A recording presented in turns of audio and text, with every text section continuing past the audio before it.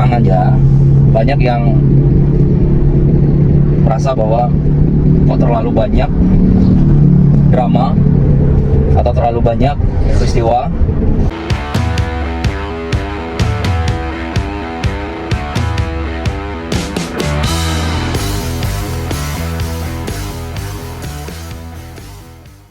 Yang tadinya kita dekat dan akrab bisa jauh atau bertengkar lah. Terus yang tadinya bertengkar bisa terafiliasi atau bekerja sama, membangun teamwork yang bagus, dan akhirnya menjadi sahabat dan tak akan terpisahkan. Terus kalau dikatakan saya pernah ngalamin seperti itu, enggak, ya jelas saya mengalami fase tersebut. Namun tantangannya itu di setiap tempat itu berbeda-beda. Ada yang kita lumayan cepat beradaptasi, ada yang agak sedikit lambat kita beradaptasi dengan lingkungan kerja yang baru.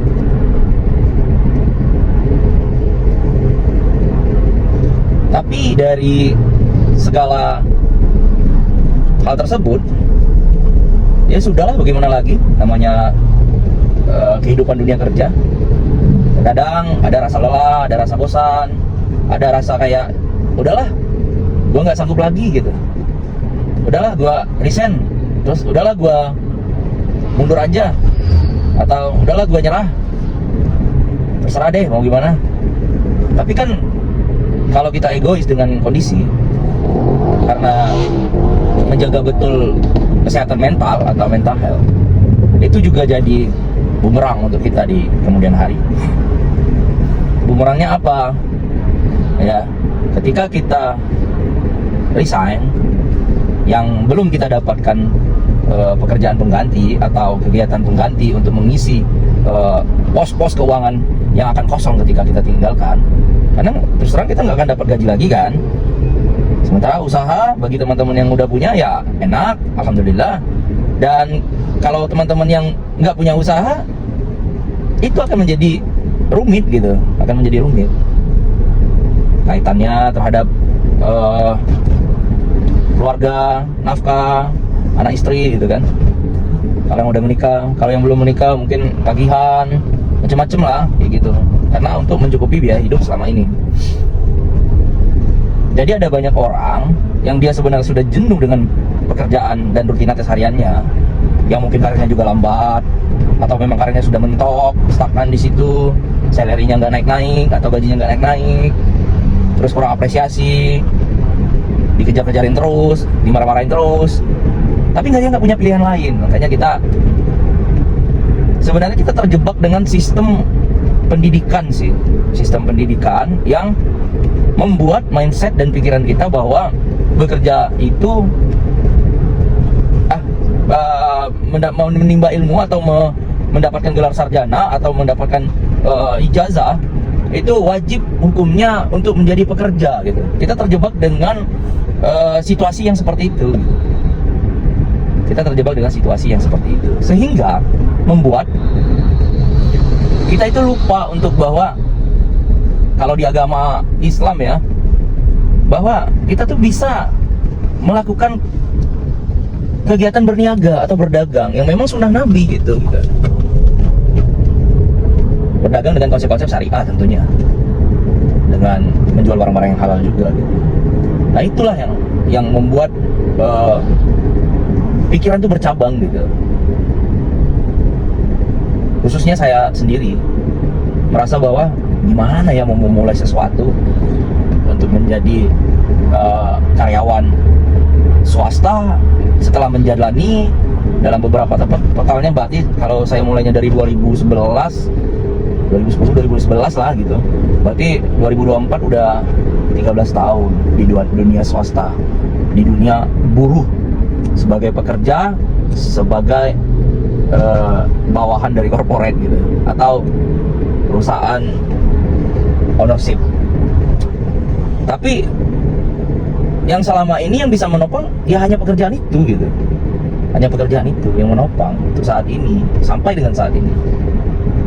kepikiran untuk dapat saran dari keluarga untuk mengambil program profesi, karena waktu dulu berkuliah di bidang hukum gitu, terus mengambil profesi.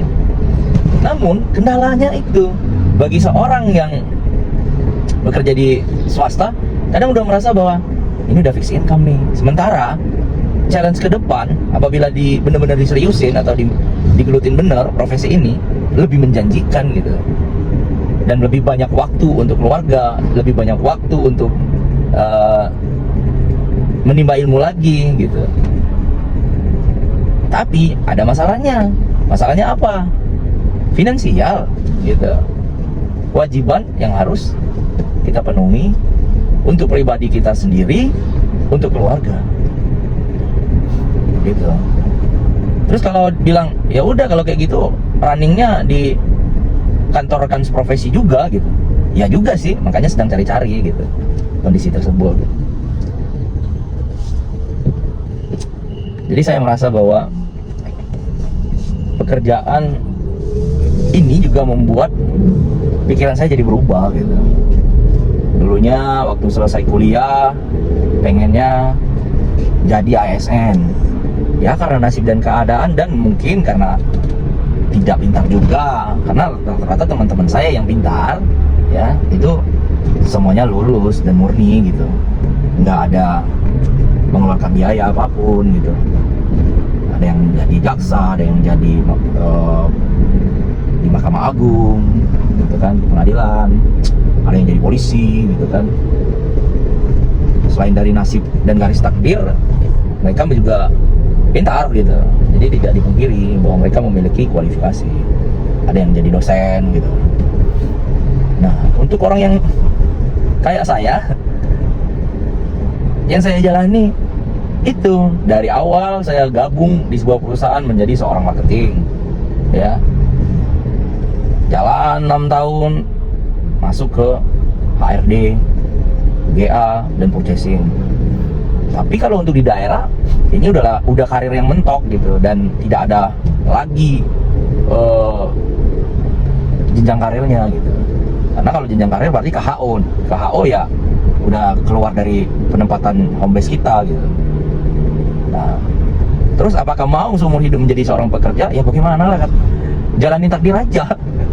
Ya mau gimana lagi gitu. Yang mana apa sekarang nih sedang kan, kalau kita udah bingung itu bagaimana sih, udah kita pasrah aja mau jalannya gimana sih, biar Tuhan aja yang ngarahin gitu. Kalaupun nanti masih kerja kita jalani, kalau nanti sudah tidak bekerja lagi mungkin kita akan berpikir. Kadang-kadang kan kehidupannya seperti itu.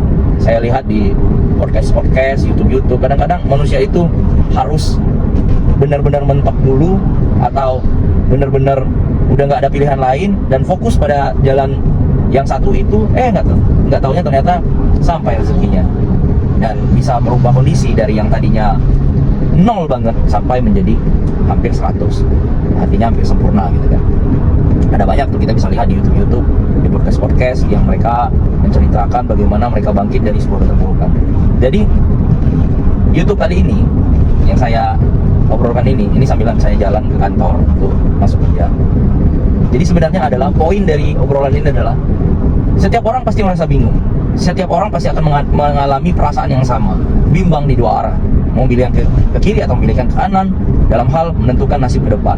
Tapi kalau saya sendiri pribadi, saya akan jalani dulu, mengalir saja, ya. Karena kalau mengalir dan mengikuti kata hati, biasanya kata hati tidak akan pernah salah. Itu saja teman-temanku sekalian, jangan lupa like, comment, dan subscribe. Terima kasih.